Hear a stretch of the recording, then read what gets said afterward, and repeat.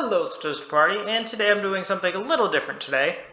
This is the first episode in a Yu-Gi-Oh! Challenge that I'll be doing. The Budget Sealed Yu-Gi-Oh! Challenge. So I'm sure you've probably seen, there are other challenges like this out there. Namely, the most prominent ones I know are the ones done by Nim, Farfa, Distant Coder, and Ruggles, who all have a sealed-only challenge where they only open up sealed product every week to build a deck.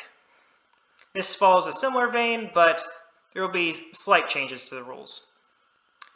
So the reason I'm doing this is that this past week, I tried teaching my wife how to play Yu-Gi-Oh! And it didn't go very well.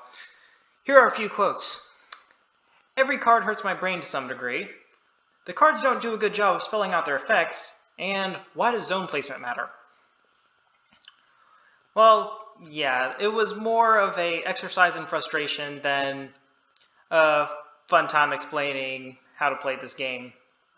But for all intents and purposes, it makes sense. Cards nowadays have more text than ever before. Basically, every card and every relevant archetype in the game right now has at least a paragraph, if not 2 paragraphs worth of card text that you have to read, and you have to know how to read cards because column placement matters. And trying to read basically a small booklet's worth of cards just to understand one deck is pretty daunting to a new player. Which leads into point 2. It takes an incredibly high amount of game knowledge to be able to play this game. You don't just have to know what your deck does to win, you also have to know what your opponent's deck is trying to do and how to stop it. Anyone can read the difference between Effect Veiler and Infinite Impermanence, but it takes someone with knowledge of the game to know why one is better than the other. And finally, there is an incredibly high number of mechanics you need to know to be able to play this game.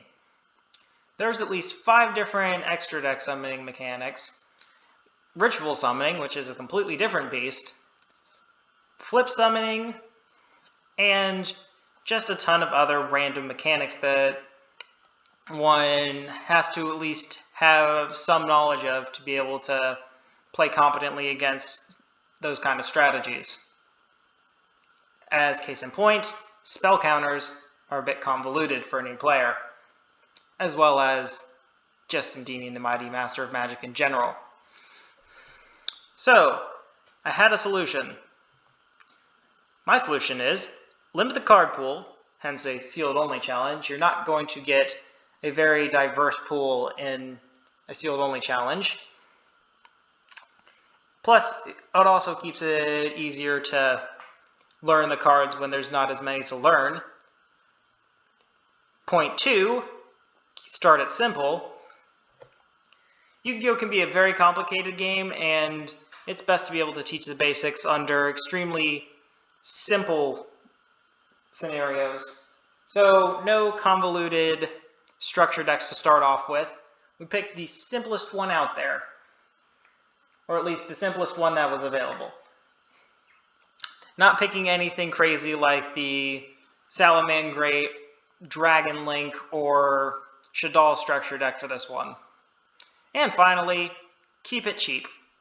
We are still in a global pandemic, so trying to spend a lot of money on cards right now just isn't really going to work. So here are the rules for our budget sealed challenge. We will each start with 1 Spirit Charmer structure deck and 1 pack of Phantom Rage. We will each get $5 every 2 weeks to spend on sealed product, and any money that we don't spend will be put in a bag towards the next 2 weeks set of purchases. So that way we're not just purchasing 1 pack a week every 2 weeks, so that we can also get stuff like structure decks if we decide to skip a week. Or if we decide to skip multiple weeks, we could possibly get something like a Megaton. Next up, we will play a and record a match at the end of every 2 weeks for the rest of the year. And finally, to determine the winner of this challenge, is that if my wife managed to get to 9 match wins against me in this challenge, then she is declared the winner.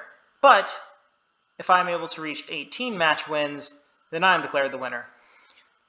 I didn't think it would be very fair to ask her to try getting up to a 50% win rate against me, because I've been playing this game for a while at this point, and yeah, she hasn't been playing this game.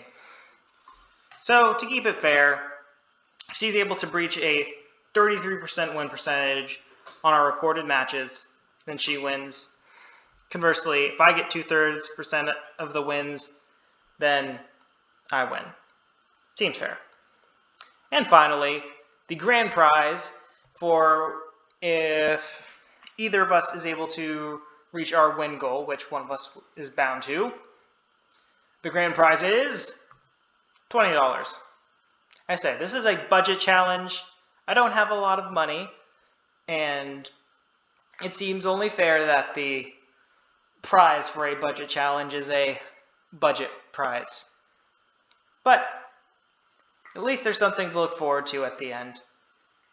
And hopefully we'll have lots of fun along the way. Speaking of fun, I hope you all enjoy this video, and I hope you all have an excellent week.